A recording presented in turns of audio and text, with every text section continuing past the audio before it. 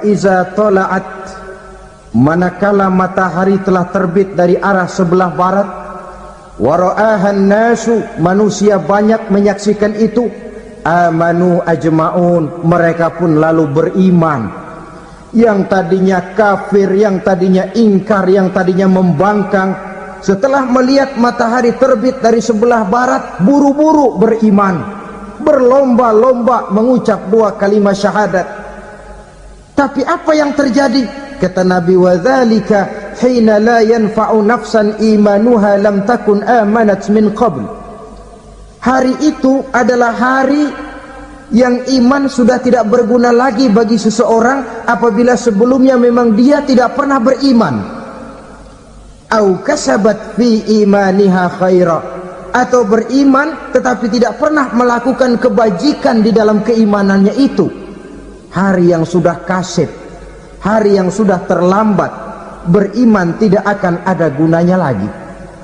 Ini pelajaran buat kita. Sebelum sang surya terbit dari sebelah barat, sebelum nafas sampai di tenggorokan, artinya pintu taubat masih terbuka. Kalau dua hal itu sudah terwujud, nafas sudah sampai di kerongkongan atau matahari sudah terbit dari arah sebelah barat, tertutuplah sudah pintu taubat. Tak ada lagi gunanya pangkat, jabatan, harta, bahkan beriman pun dalam suasana macam itu too late, kata orang Kulon. Sudah terlambat. Matahari terbit dari arah sebelah barat, itu tanda besar, artinya kiamat sudah di ambang pintu. Lalu apalagi tanda besar? Munculnya Dajjal.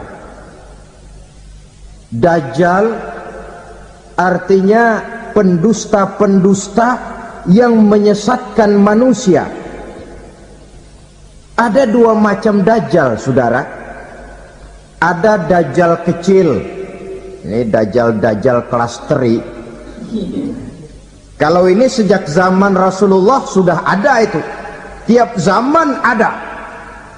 Di zaman Rasulullah misalnya ada yang bernama Aswad al-Unsi dari Yaman, ada yang namanya Musailamah al-Kazzab dari Yamamah, ada yang namanya Ibnu Sayyad dari Madinah. Ini Dajjal-Dajjal di zaman Rasul. Musailamatul Kazzab memproklamirkan diri jadi nabi, dia di zaman Rasul masih hidup. Ini Dajjal zaman Nabi. Di zaman sahabat muncul Dajjal-Dajjal. Di zaman kita sekarang ini Dajjal-Dajjal pun gentayangan. Dajjal-Dajjal kelas teri. Kerjanya mendustakan manusia, menyesatkan manusia, memalingkan manusia dari jalan yang benar dan diridhoi oleh Allah Subhanahu wa ta'ala. Adapun yang merupakan tanda besar dari datangnya kiamat, Dajjal-Dajjal kelas kakap, pembohong-pembohong besar yang menyesatkan masyarakat manusia berpaling dari jalan Allah mengikuti jalan mereka.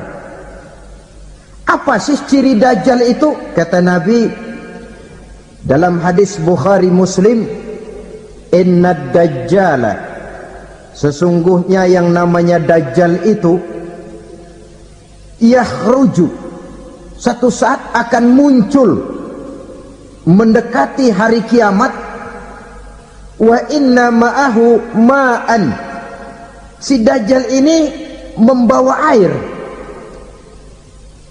wa naran, dan juga membawa api. Dua simbol. Di tangan yang satu dia bawa air, di tangan yang satu dia bawa api. Wa ammal ladzi yarahu an-nasu ma'an fanarun, adapun yang orang banyak lihat air, hakikatnya adalah api. Yang dilihat api, hakikatnya adalah air. Oleh sebab itu, kalau api yang ditawarkan, ambillah air. Kalau air yang ditawarkan, pilihlah api. Maksudnya apa ini? Ini bahasa simbol, saudara-saudara. Dajjal bicaranya seolah-olah untuk kepentingan manusia. menawarkan surga. Surga yang dia tawarkan hakikatnya neraka. Hai manusia, kalau kau mau bahagia, jangan dekat-dekat dengan agama. Solat itu tidak efektif dan efisien, tidak produktif dari segi ekonomi itu. Menghadiri majelis taklim cuma buang-buang waktu. Tahajud, tasbih, tahlil, baca Quran, apa itu? Pekerjaan mubazir saja. Hidup ini cuma sekali, masa yang cuma sekali, manfaatkan dengan sebaik-baiknya. Mumpung, dibawanya sifat mumpung tetapi dalam pengertian yang sangat negatif. Bicaranya seolah-olah untuk kepentingan manusia, tetapi sebenarnya menjerumuskan manusia. Menawarkan air tapi sebenarnya api, menawarkan api tapi hakikatnya air. Buat apa kamu sholat? Buat apa kamu bayar zakat? Buat apa kamu puasa? Surga yang dicanangkan Dajjal hakikatnya neraka. Neraka yang digambarkan Dajjal pada dasarnya adalah surga. Jadi memutarbalikkan fakta itu kerjaan Dajjal. Yang hak jadi batil, yang batil dibilang hak, yang benar jadi salah, yang salah malah jadi benar. Tuntunan disuruh jadi tontonan, tontonan malah menjadi tuntunan. Itu pekerjaan Dajjal profesinya. Zamannya Nabi Adam, Dajjalnya kan iblis. Betul? Betul. Apa sih gang kerayuan iblis itu? Allah setelah menciptakan Nabi Adam kan bilang, Adam, kau dan istrimu Hawa tinggal di surga ini.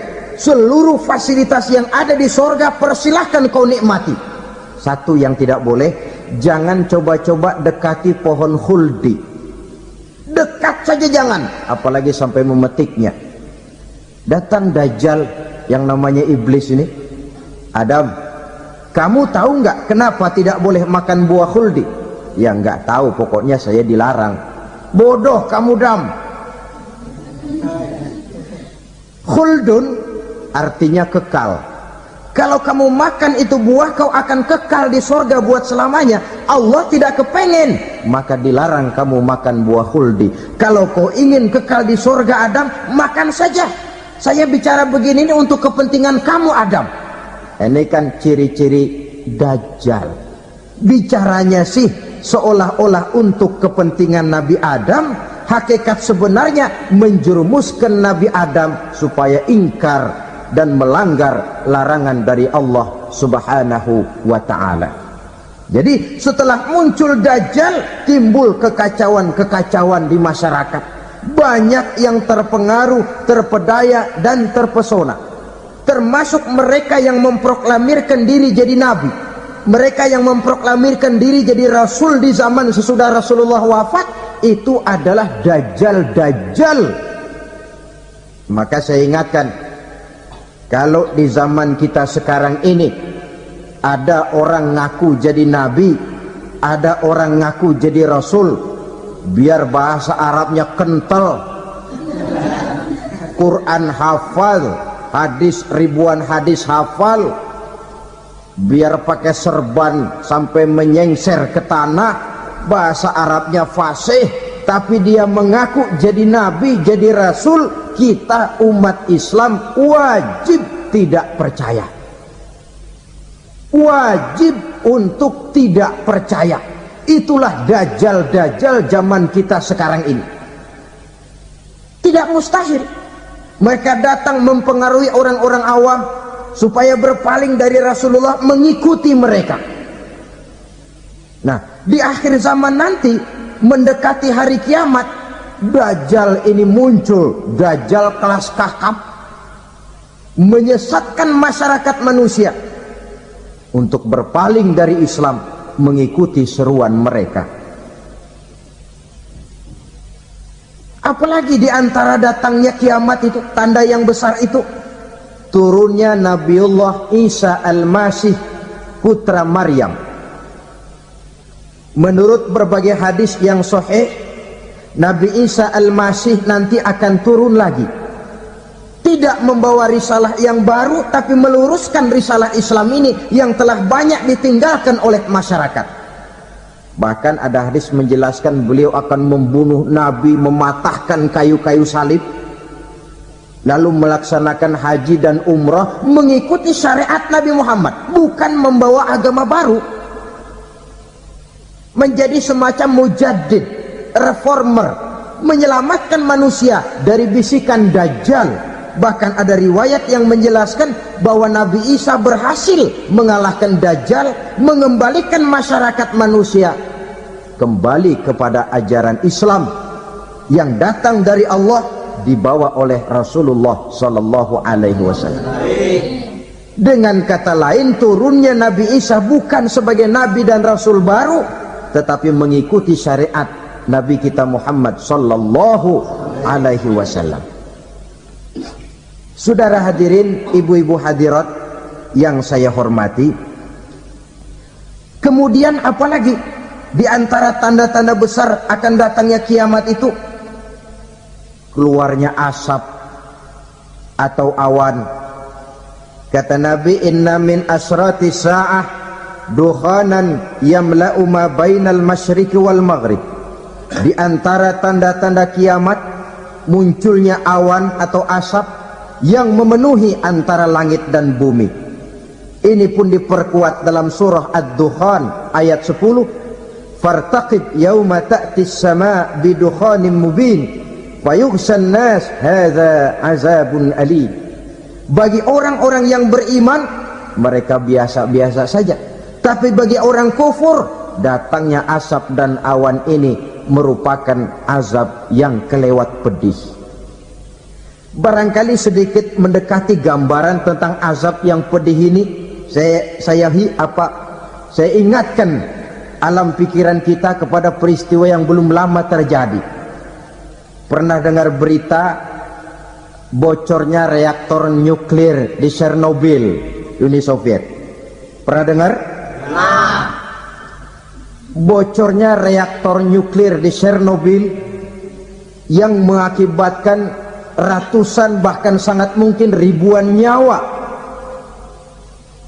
Cuma satu reaktor. Bagaimana kalau seluruh cadangan nuklir yang dimiliki oleh para negara adik kuasa ini diledakkan? Bahkan yang konon menurut catatan, cadangan nuklir yang dimiliki bersama oleh Amerika dan Rusia sekarang ini sudah sanggup memusnahkan 6 miliar manusia, 1,5 kali lebih banyak dari jumlah manusia yang nongkrong di permukaan bumi ini. Saudara-saudara hadirin yang saya hormati, lalu saat mendekati hari kiamat, apalagi tandanya? Setelah Nabi Isa wafat, pada saat turunnya yang kedua kali, lalu Allah meniupkan angin sejuk. Semua orang-orang beriman, orang-orang baik wafat, sehingga penghuni bumi ini cuma tinggal lagi terdiri dari orang-orang kafir. Tidak ada lagi di bumi ini yang bisa mengucapkan Allah. Sehingga dalam hadis qudsi itu ada keterangan, innallaha azza wa jalla yaqulu li Israfil. Allah pernah pesan kepada malaikat Israfil. Kata Allah, Israfil, iza sami'ta qailan yaqul Allah Allah fa akhirin nafakh 40 sanatan ikraman liqailiha. Hai Israfil, apabila kau dengar di permukaan bumi masih banyak orang yang mengucapkan Allah Allah, maka tunda sangkakala kiamat itu 40 tahun. Untuk apa? Ikraman liqailiha, menghormati orang yang mengucapkan Allah Allah itu. Wah, jadi karena sekarang masih banyak yang mengucapkan Allah, besar hatilah kita, masih jauh kiamat itu.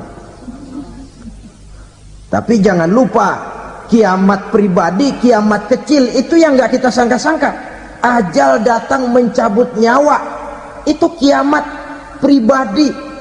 Dan itu yang pasti kita hadapi, dan itu yang membuat kita tidak boleh bersikap main-main di dalam kehidupan sekarang ini. Saudara hadirin yang saya hormati, tidak ada lagi orang-orang muslim, seluruh penduduk dunia ini kafir. Lalu terciptalah struktur sosial yang berlandaskan prinsip hidup semau gue.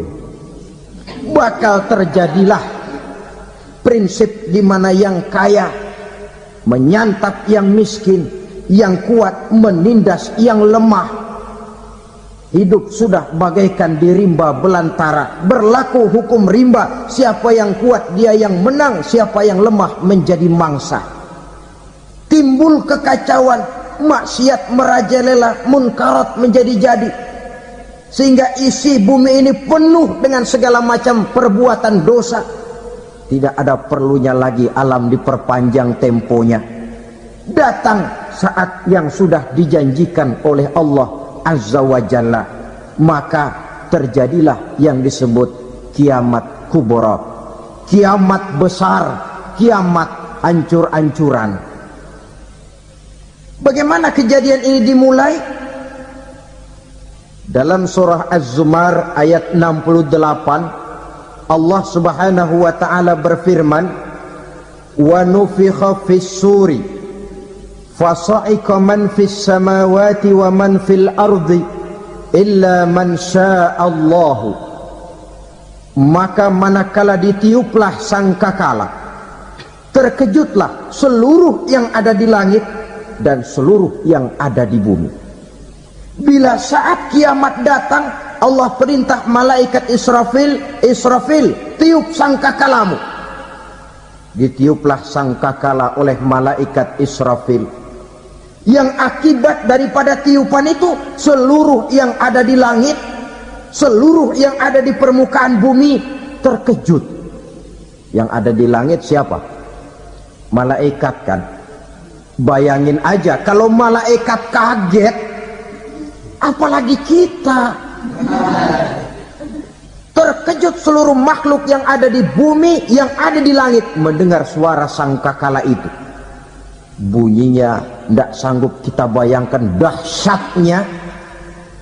Ledakan nuklir, ledakan neutron, belum apa-apa ketimbang bunyi sangkakala malaikat Israfil ini.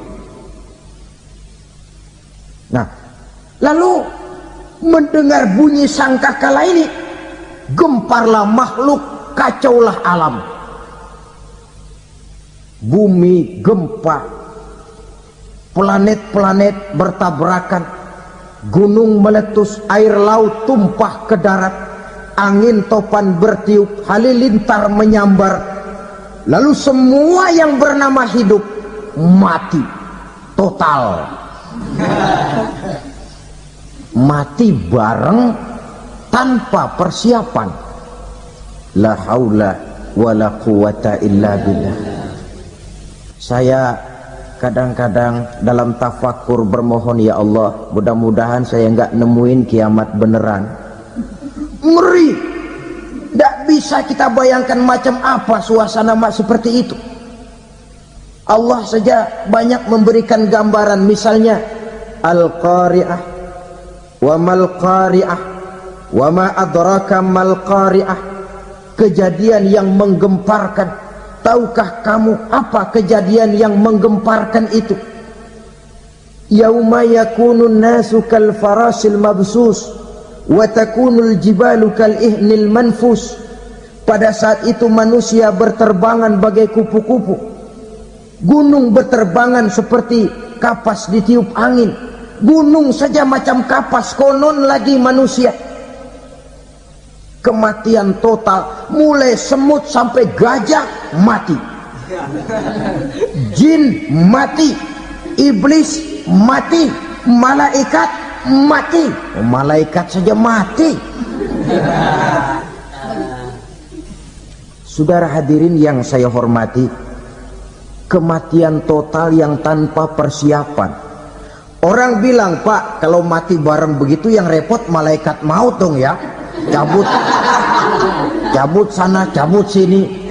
Itu kalau menurut logika kita, mestinya begitu menurut logika.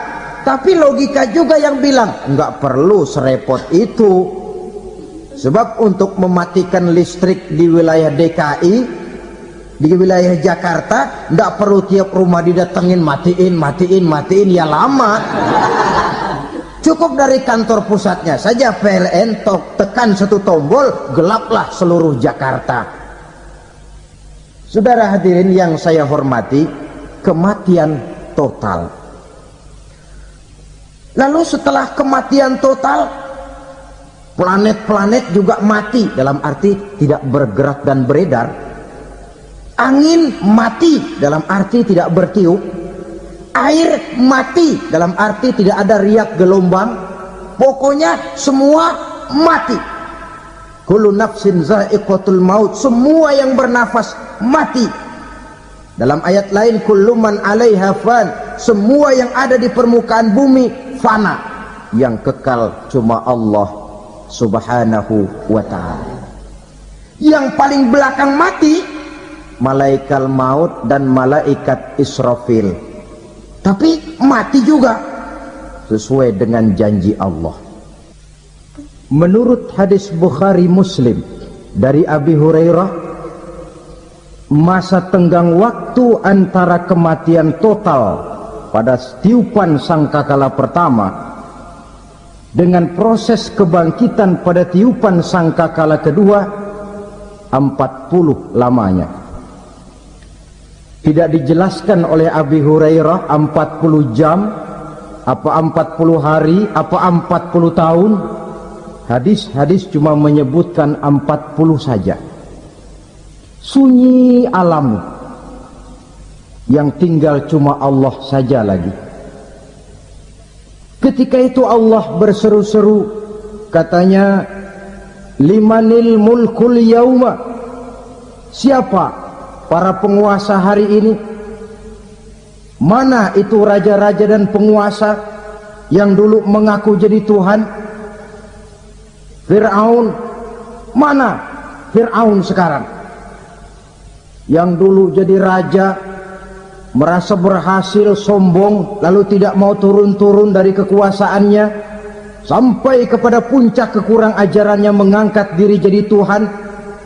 Mana itu Fir'aun? Namrus, mana sekarang Namrus? La ilaha illa ana, ternyata tidak ada Tuhan lain selain daripada aku, kata Allah. Proses kemudian, saudara-saudara, turunlah hujan dari langit. 40 lamanya hujan itu, tidak jelas juga 40 jam apa 40 hari. Setelah air turun membasahi, datanglah tiupan sangkakala yang kedua. Semua yang bernama mati bangkit dari kuburnya masing-masing. Ini yang disebut Yaumul Ba'thi, hari kebangkitan. Allahu Akbar.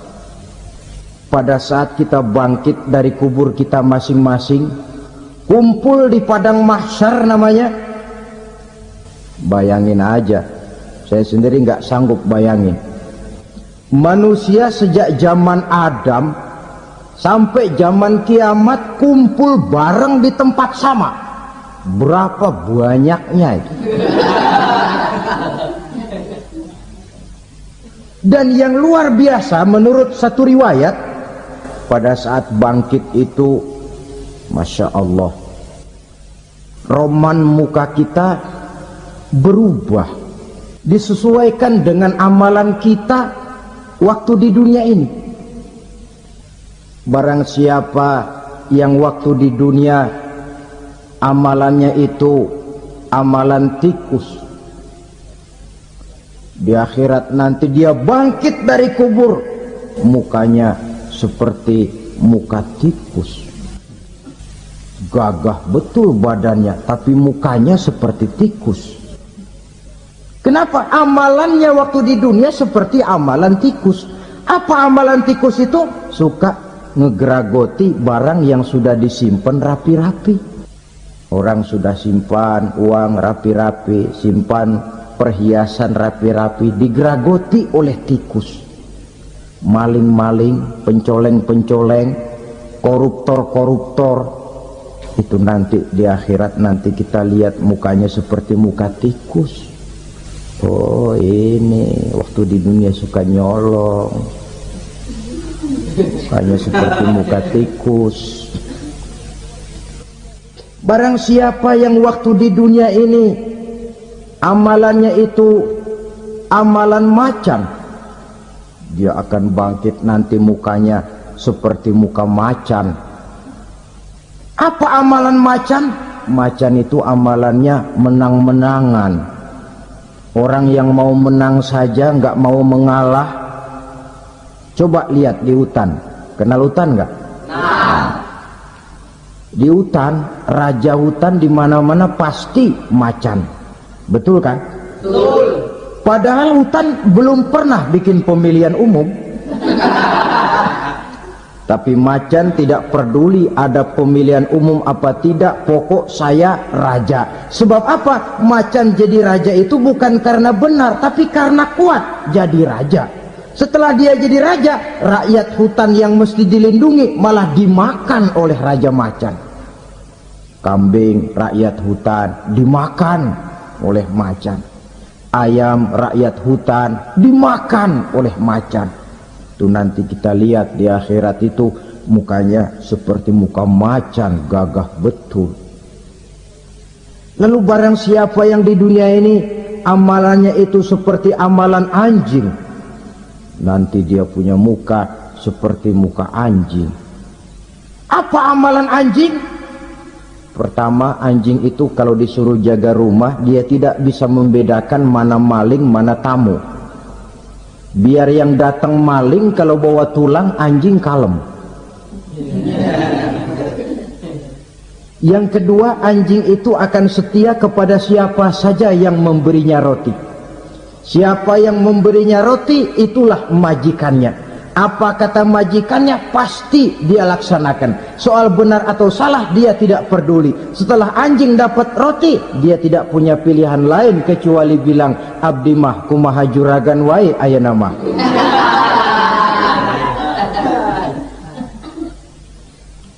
Saudara hadirin yang saya hormati,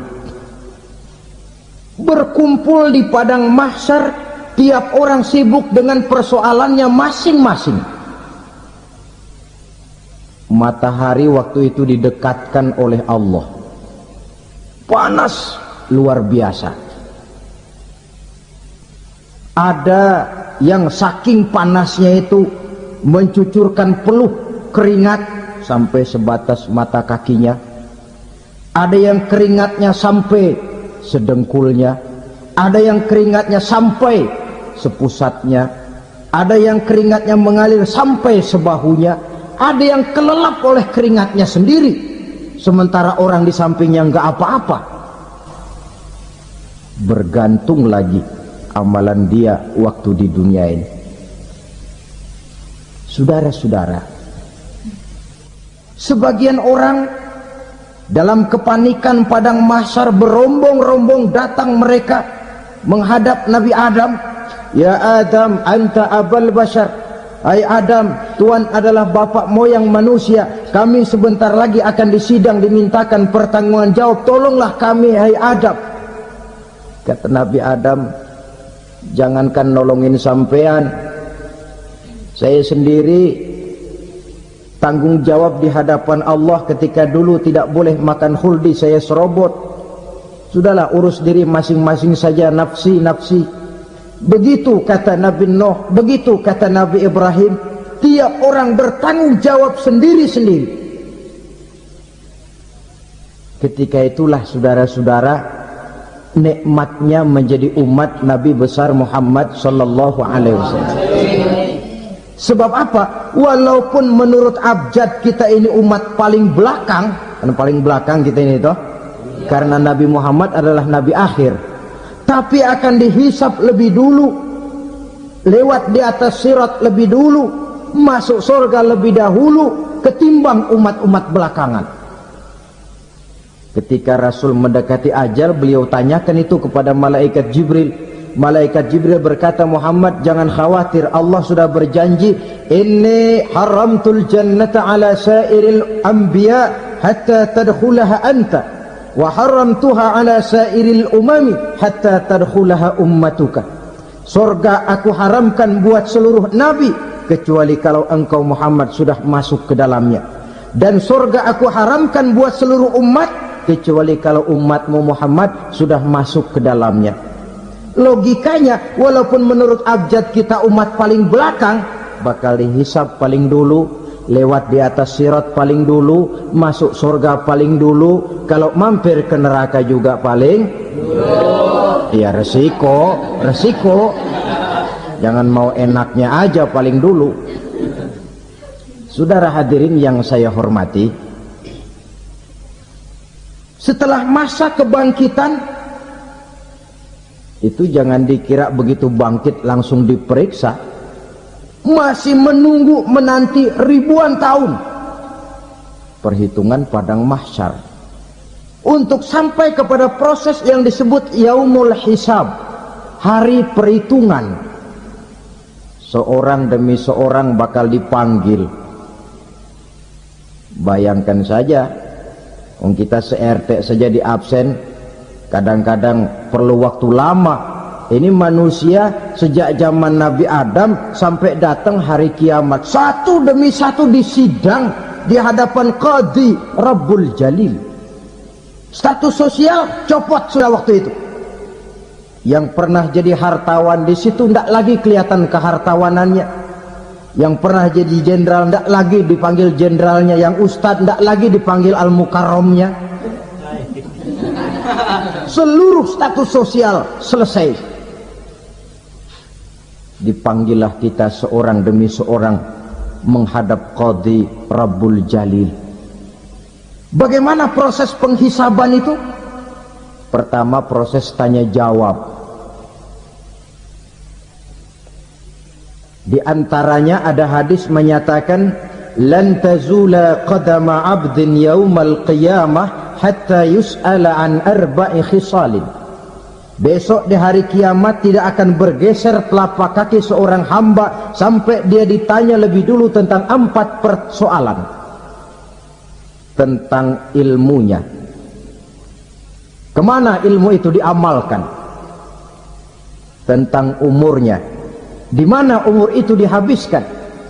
Tentang masa mudanya, kemana masa muda itu dipakai. Tentang hartanya, dari mana harta itu didapat dan kemana harta itu dibelanjakan. Ini termasuk proses tanya jawab. Jadi kalau istilah pengadilan dunia, nama Fulan bin Fulan. Kamu waktu di dunia diberikan umur panjang untuk apa? Pernah mengalami masa muda, kemana kau habiskan masa remajamu? Kau diamanahkan ilmu, dengan apa ilmumu kau amalkan? Kau diberikan harta, dari mana harta kau dapat, kemana kau belanjakan? Tak seorang pun yang bisa mungkir. Sebab apa? Dikala itu yang menjadi saksi bukan orang. Yang menjadi saksi adalah seluruh anggota badan kita. Tangan bicara, kaki jadi saksi terhadap seluruh amalan yang pernah kita kerjakan pada saat kehidupan di alam dunia ini. Selesai proses tanya jawab, lalu diperlihatkan buku catatan kita waktu hidup di dunia ini. Jangan lupa Allah itu menyiapkan 2 superkomputer kepada kita. Sebelah ditempelin sebelah kanan, yang sebelah tempelin di sebelah kiri. Komputer itu namanya Raqib dan Atid. 2 malaikat yang apabila baik kita lakukan, refleks saja akan menulis kebajikan kita. Jahat kita kerjakan, akan tertulis. Catatan itu nanti diperlihatkan kepada kita. Waduh, alangkah malunya pada saat diperlihatkan catatan kita, buku rapot kita merah melulu. Barangkali diperiksa sambil diomelin, brengsek lo. Buku merah melulu begini, bagaimana waktu hidup di dunia? Tidak cukup diperlihatkan buku catatan kehidupan, rekaman kehidupan. rekaman kehidupan kita secara utuh sejak terlahir sampai ajal datang merenggut nyawa.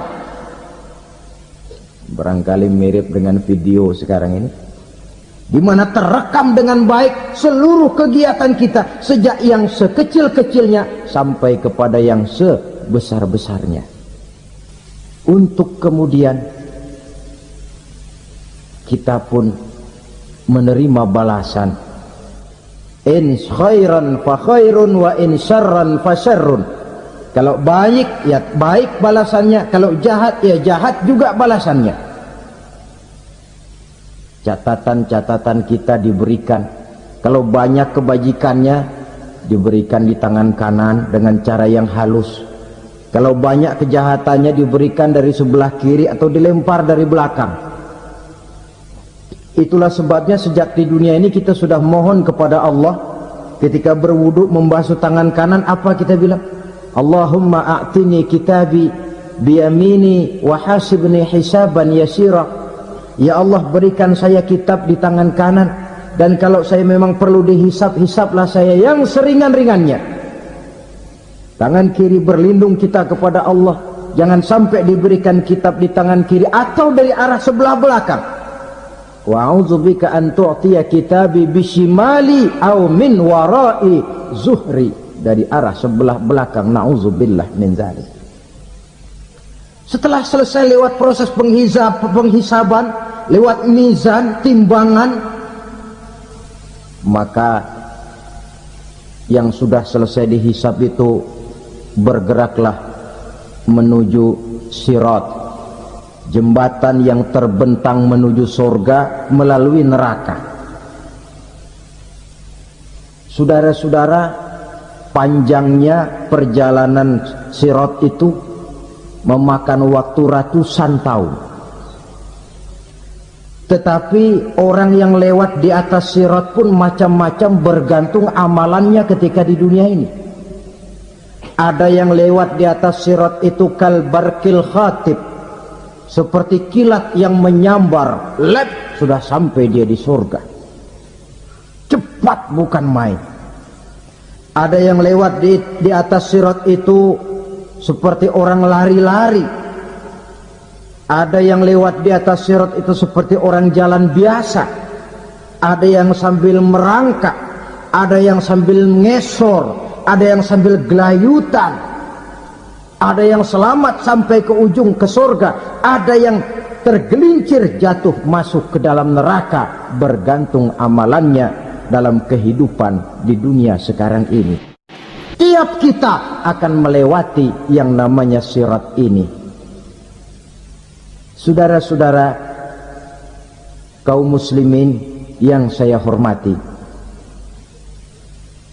dengan demikian mereka yang selamat melalui sirat sampai ke terminal akhir surga, mereka yang ketika dihisab ternyata banyak kejahatannya daripada kebaikannya, mereka singgah di dalam neraka. Nah, adapun orang-orang yang beriman menurut ayat Quran dan hadis Nabi itu nanti ada bermacam-macam. Ada orang beriman itu yang dimasukkan surga. Ada orang beriman itu yang dimasukkan ke dalam surga. Ada orang beriman itu yang disebut penduduk surga. Kenapa lain-lain, Pak? Karena waktu di dunia amalannya juga lain-lain. Ada orang beriman yang masuk surga. Ini paling murah tiketnya. Mau masuk surga?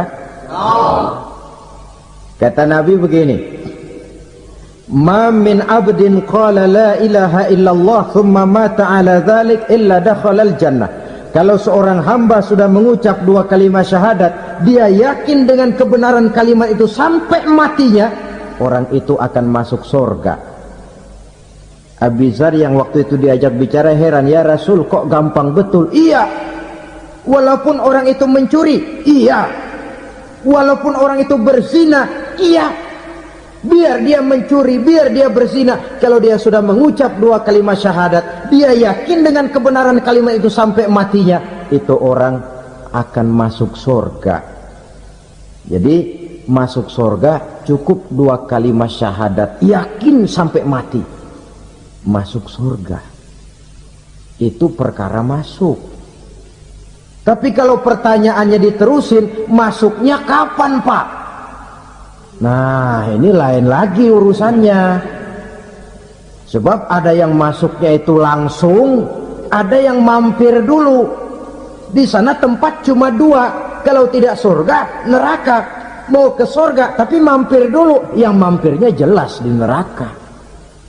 Kenapa? Dalam hadis qudsi ada riwayat, nanti itu di akhirat, setelah Allah selesai mengatur penduduk surga masuk surga, yang neraka masuk neraka, Allah berkata kepada malaikat Malik, malaikat Malik, labaik ya Allah, itu bajingan-bajingan tengik, manusia-manusia durjana yang waktu di dunia tidak mau sujud, jauh dari ulama, gemar melakukan yang munkarat dan maksiat, hidup di tengah masyarakat selalu jadi bibit keonaran, kufur, sudah masuk neraka semua.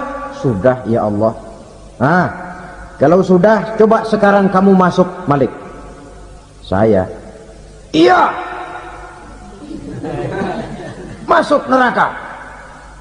Mau apa ya Allah? Kata Allah, akhriju minan nar man kana fi qalbihi misqala habbatin min khardalin min iman.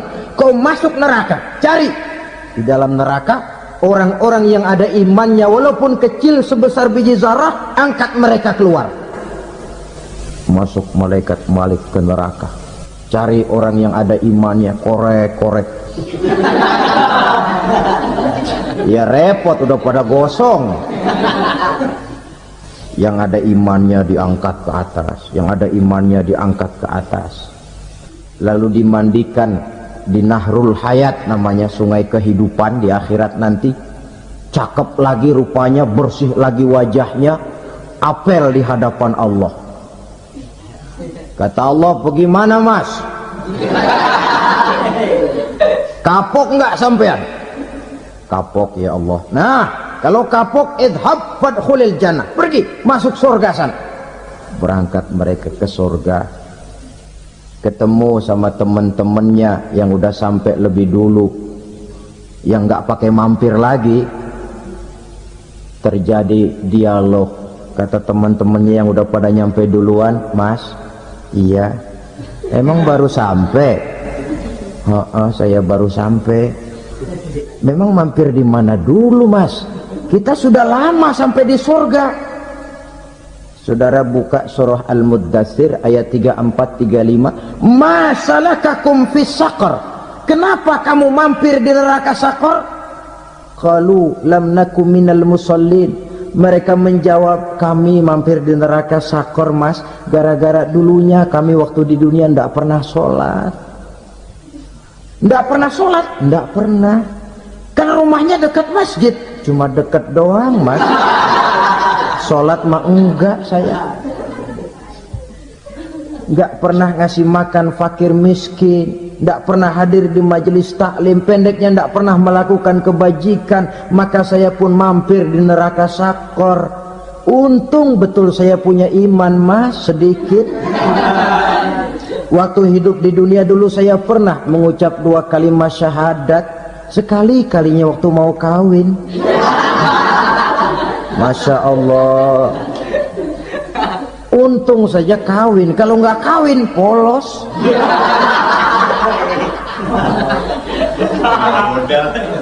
Itu juga pengulu sudah setengah mati ngajarin.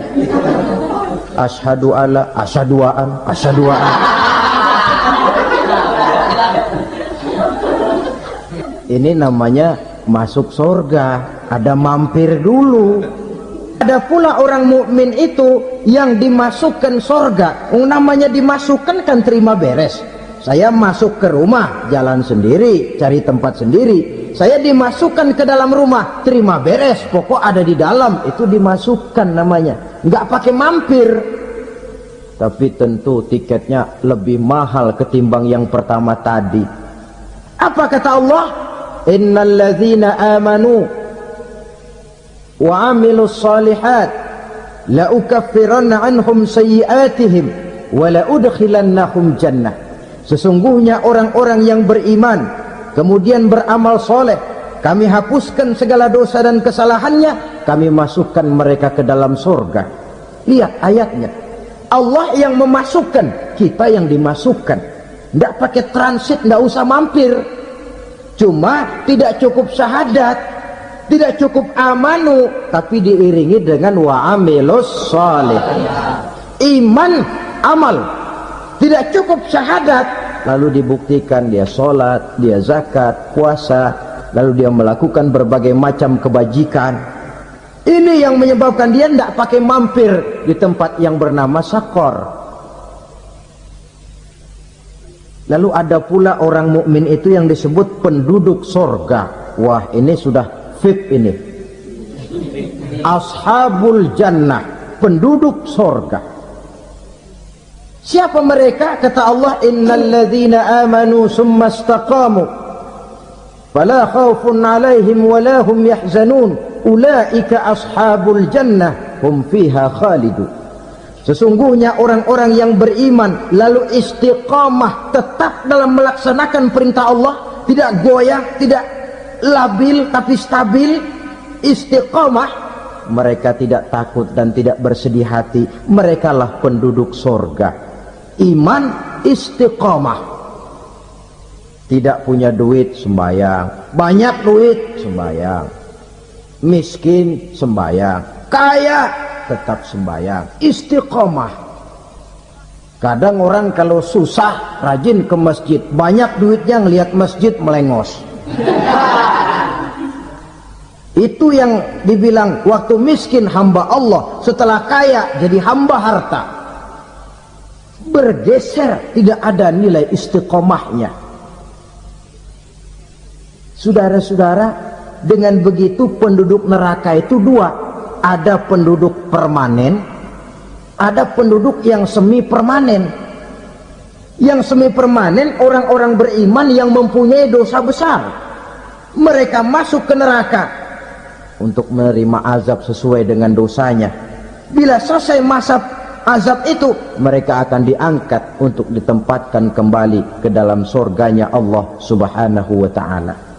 Nah, dikala itulah saudara-saudara, ada yang disebut syafaat dari Rasulullah sallallahu alaihi wasallam.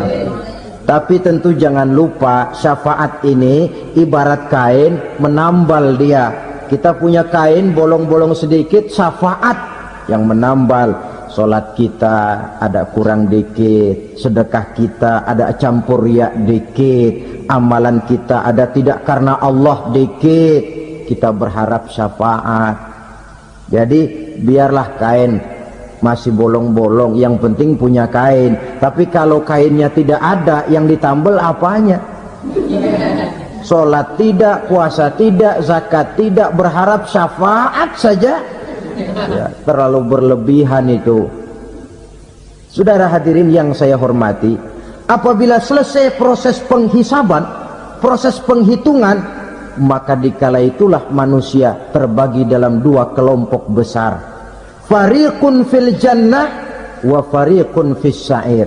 Sekelompok orang-orang beruntung yang masuk ke dalam surga, dan sekelompok lagi masuk ke dalam neraka. Kalau kita mengaku dan memproklamirkan diri sebagai umat Nabi Muhammad, sebagai pengikut beliau, apa sih identitasnya, ciri-cirinya? Inilah yang akan kita bicarakan pada kesempatan ini, bersumber dari surah Al-Fatah ayat 29. Allah subhanahu wa ta'ala menjelaskan Muhammadur Rasulullah, bahwa Nabi Muhammad itu adalah utusan Allah, pesuruh Allah. Walladzina ma'ahu, dan orang-orang yang bersamanya, orang yang mengikuti ajarannya, para sahabatnya, kita ini para pengikutnya, mempunyai ciri atau identitas. Dalam ayat ini ada 5 ciri yang dijelaskan. Pertama, asyidda'u 'alal kuffar. Pengikut Nabi Muhammad bersikap tegas kepada orang-orang kafir. Apa artinya tegas di sini? Saudara-saudara, tegas di sini artinya bukan main marah-marahan, tidak ngajak berkelahi, bukan juga menantang perang. Tegas di sini artinya mempunyai prinsip, mempunyai garis yang nyata di dalam keyakinan beragama. Garisnya apa? Tidak lain, lakum dinukum waliyadin. Bagi Tuhan agama Tuhan, bagi kami agama kami. Silahkan Tuhan melaksanakan agama Tuhan, kami akan melaksanakan agama kami. Kami menghormati Tuhan, Tuhan pun menghormati kami. Tetapi soal agama tidak usah dicampur adukkan. Identitas semacam ini perlu kita tegakkan kembali. Sebab apa? Sebab di zaman sekarang orang mulai mengaburkan nilai-nilai kebenaran dari agama, yang pada akhirnya menanamkan sikap ngambang terhadap agama. Misalnya kita ini dibuai dengan kalimat yang kelihatannya bagus tapi sebenarnya mengandung racun.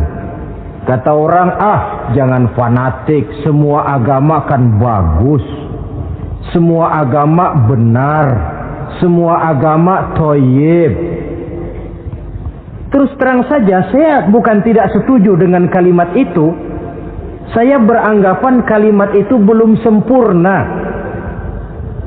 Semua agama benar, jangan titik di situ, itu baru sekedar koma. Semua agama benar, koma, bagi penganutnya masing-masing, titik. Semua agama baik, koma, bagi penganutnya masing-masing, titik. Bagi kita yang muslim, yang benar Islam. Dan seorang muslim yang berani membenarkan semua agama, seorang muslim yang berani berkata semua agama benar, sekurang-kurangnya munafik kalau tidak menjadi murtad. Wah Pak, itu namanya fanatik dong. Betul.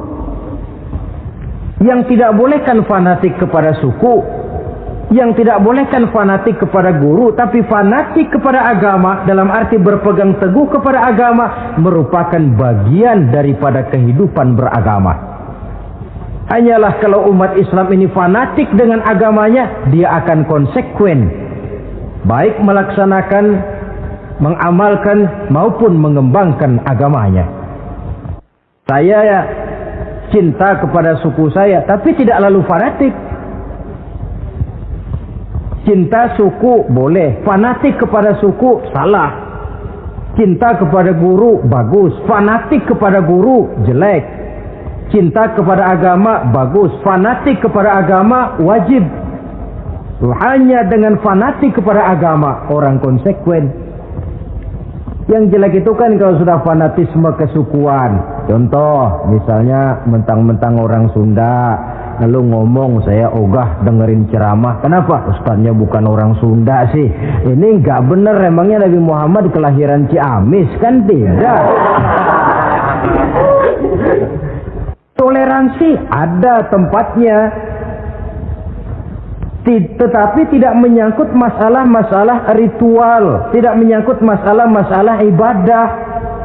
Soal bikin jalan umum, mari bersama saudara-saudara kita yang lain agama membangun puskesmas, mari bersama-sama menjaga keamanan, mari sama-sama.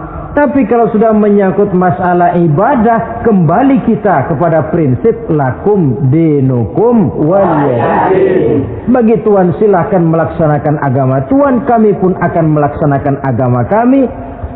Silahkan menyebarkan agama, tetapi jangan kepada orang yang sudah beragama. Ini batas toleransi. Jangan menyebarkan agama kepada orang yang sudah beragama. Maka dalam sejarah sudah dibuktikan, alhamdulillah, kalau kita mau objektif menilai sejarah, ketoleransian umat Islam itu sudah dibuktikan oleh fakta sejarah.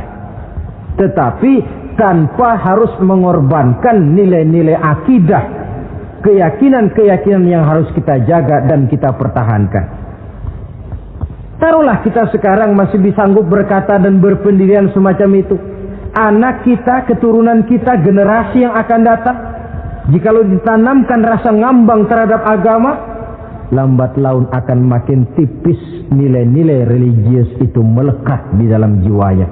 Dan akibatnya akan rawan kemajuan macam apapun, modernisasi macam apapun, kalau sudah terlepas dari kaitan kehidupan beragama, tidak akan banyak menolong untuk mensejahterakan umat manusia.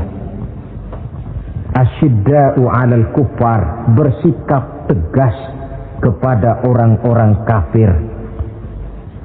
Ini sikap yang pertama, identitas yang pertama. Yang kedua, ruhama'u bainahum, kasih sayang kepada sesama mereka. Kalau kepada orang kafir tegasnya bukan main, tapi kembali ke dalam, kembali kepada sesama muslim, kasih sayang setengah mati. Saling asah, saling asih, saling asuh, saling mengalah buat kepentingan yang lain. Ini sudah dicontohkan dalam sejarah ketika Rasulullah dan para sahabat hijrah ke Madinah. Orang Madinah yang menyambut kedatangan orang Makkah itu kan disebut Ansor. Betul apa betul? Lah orang Makkah ini yang hijrah ke Madinah disebut kaum Muhajirin. Apa orang Madinah menyambut kedatangan orang Makkah itu mentang-mentang orang asli Madinah lalu tolak pinggang? Kamu kemari pendatang ya, awas jangan bertingkah. Tidak. Masing-masing malah mencari saudara. Karena apa? Persaudaraan dalam Islam diikat dengan akidah. Artinya ini dari manapun orang datang, apapun warna kulitnya, bahasa apapun yang dia pakai, jikalau akidahnya sama, dia saudara kita. Hadirin, terus terang saja ya. Banyak orang-orang yang tidak senang kalau melihat umat Islam sampai bersatu. Maka segala macam cara mereka lakukan agar kita jangan bersatu. Terang-terangan menghantam Islam, tidak mungkin orang berani. Kenapa? Saya pikir sebodoh-bodohnya umat Islam, dia masih fanatik sama agamanya. Dia masih sanggup bilang, "Mas, gue emang gak sembayang, tapi agama gue lu hina, gue bacok lu." Itu kan positif, fanatisme agama namanya. Maka orang menghantam Islam itu lalu gak berani terang-terangan. Caranya belajar dari Van der Plas, belajar dari Snokor-Gronya. Mau menghantam Islam, masuk ke tengah-tengah umat Islam. Pakai peci, kalau perlu pakai sorban, pakai sorban. Tidak bisa assalamualaikum latihan, assalamualaikum, hantam Islam dari dalam. Caranya, kalau perlu dibuatkan merek-merek Islam, yang mereknya Islam tapi tujuannya bikin kacau dalam Islam. Muncullah yang namanya Islam ingkar sunnah, muncul yang namanya Islam sejati, Islam, mereknya Islam, tujuannya bikin kacau dalam Islam. Kalau dia sudah mengkafirkan orang lain yang tidak sepaham dengan dia, tidak mau bermakmum kepada orang yang sepaham dengan dia.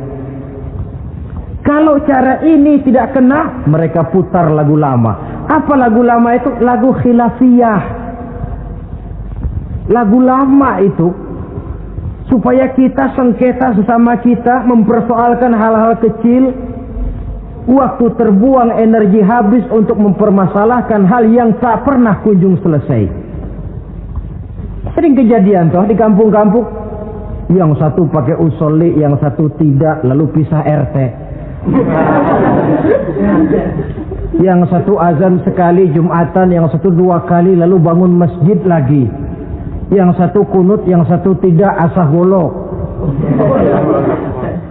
Persoalan yang semacam ini sampai kiamat tidak akan kunjung selesai. Oleh karena itu potensi yang besar ini tidak tersalurkan dengan wajar karena kita centang perenang di dalam, tidak pandai menjaga kesatuan dan persatuan sebagai modal dasar untuk berbuat yang lebih baik. adalah lebih baik kita ini mencari titik-titik persamaan dan bukan memperbesar pola perbedaan. Ruhama'u bainahum, kasih sayang sesama mereka. Imam Ghazali memberikan contoh, kun kal yadain wala takun kal uzunain. Hai umat Islam, hiduplah kamu seperti dua tangan, saling asah, saling asih, saling asuh, saling mengalah buat kepentingan yang lain. Coba lihat dua tangan kita, rukunnya bukan main. Kalau tangan kanan maju ke depan, kata yang kiri, oke, saya mengalah, dia mundur ke belakang. Kiri di depan, kata kanan, sekarang giliran saya ngalah, dia mundur ke belakang. Akhirnya kita jalan lenggang. Enak nggak dilihat orang? Coba kalau nggak ada yang mau ngalah, tangan kanan ke depan, kata yang kiri, gue juga bisa, dia ke depan lagi. Depan kayak robot kita jalan. Lalu mekanisme kerjanya, tangan kanan kerjanya bagus-bagus toh. Salaman tangan kanan, tanda tangan tangan kanan, hitung duit tangan kanan, ambil kue tangan kanan. Kiri nggak pernah protes, tahu posisi. Memang tugas saya bidang pembersihan, ya pembersihan saja dilakoni. Artinya apa ini? Yang satu dengan yang lain saling memperkuat walaupun komposisinya berbeda. Dicontohkan dalam perjalanan kehidupan sahabat Nabi. Sahabat Nabi yang paling terkenal itu 4 orang. Sayyidina Abu Bakar, Sayyidina Umar bin Al-Khattab, Sayyidina Utsman bin Affan, Sayyidina Ali bin Abi Thalib. 4 sahabat ini kalau kita lihat komposisinya, keahliannya lain-lain. Coba, ada Sayyidina Abu Bakar, ini sahabat merangkap mertua. Kalau bahasa sekarang, Abu Bakar ini disebut kiai diplomat. Kiai karena beliau orang alim, diplomat karena pandai bersiasat, ahli politik. Kemampuan berpolitiknya digunakan buat kepentingan agama. Sebab siapapun yang berpolitik untuk kepentingan agama, tentu kita doakan.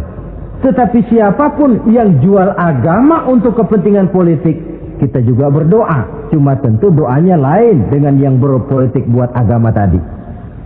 Saudara hadirin yang saya hormati, ada Umar bin Khattab. Ini kalau bahasa sekarang disebut imam jenderal ini. Imam tapi jenderal, jenderal tapi imam. Kenapa imam? Karena dia mampu memimpin jamaah di masjid. Kenapa jenderal? Karena dia sanggup memimpin tentara di medan perang. Kegagahannya, keberaniannya, keperkasaannya digunakan membantu perjuangan Rasul. Ada Utsman bin Affan, santri ekonom. Kenapa santri? Karena dia orang kaya. Kenapa ekonom? Karena dia pengusaha bergerak di bidang bisnis. Keuntungan usahanya untuk membantu perjuangan Rasul. Ada Ali bin Abi Thalib, tokoh muda tapi intelek.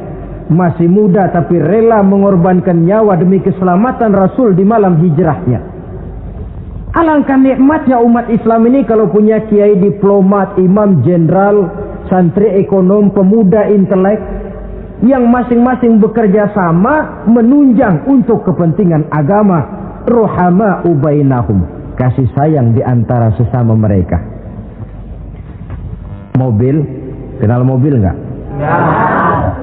Mobil itu baru bisa jalan dengan baik kalau seluruh onderdilnya kompak. Kalau yang satu sudah merasa dirinya lebih penting dari yang lain, alamat mobil udah deket mogok. Misalnya yang jadi bensin nyombong, kalau nggak lantaran saya nggak bakalan jalan nih mobil. Bannya denger, sombong. Kata ban, sombong kamu bensin. Apa kamu kira kamu saja yang penting? Saya tersinggung, kata ban, lalu kempes. Kira-kira kalau ban kempes jalan nggak mobil? Begitulah umat ini. Kayak satu bangunan, ada yang jadi jendela, pintu, tiang, genteng dan sebagainya. Tetapi satu sama lain hendaknya saling memperkuat. Kalau tidak, kita ini pernah diramalkan oleh Nabi, yushiku an tada'a alaikumul umam kama tada'al akalatu ala qas'atiha. Satu saat akan datang di tengah-tengah kamu di mana keadaanmu waktu itu seperti makanan di meja makan. Coba bayangkan, menurut Rasul satu saat kondisi umat Islam akan seperti makanan di atas meja. Yang barat mau makan, yang timur mau santap, yang selatan mau ganyang, yang utara mau injak-injak. Satu saat kondisi umat Islam akan seperti itu. Heran sahabat, ya Rasulullah, kok kita bisa dikepung begitu rupa? Iya. Apa pada waktu itu jumlah kami sedikit ya Rasulullah? Tidak, kata Rasul. Bal antum yauma idzin katsir. Jumlahmu pada waktu itu banyak, besar, kamu mayoritas. Cuma sayang, kata Nabi, walakinnakum ghusaa'un ka ghusaa'is sail. Tetapi keadaanmu waktu itu seperti busa di lautan. Banyak tapi centang perenang. Banyak tapi tidak punya daya dan kekuatan. Dipermainkan gelombang lautan, dihempaskan ke tepian pantai tanpa punya makna dan arti. Mayoritas tapi nasibnya ironi. Lantaran apa ini? Kita tidak pandai menjaga kesatuan dan persatuan. Prinsip ruhama'u bainahum, kasih sayang di antara sesama mereka, belum bisa kita wujudkan.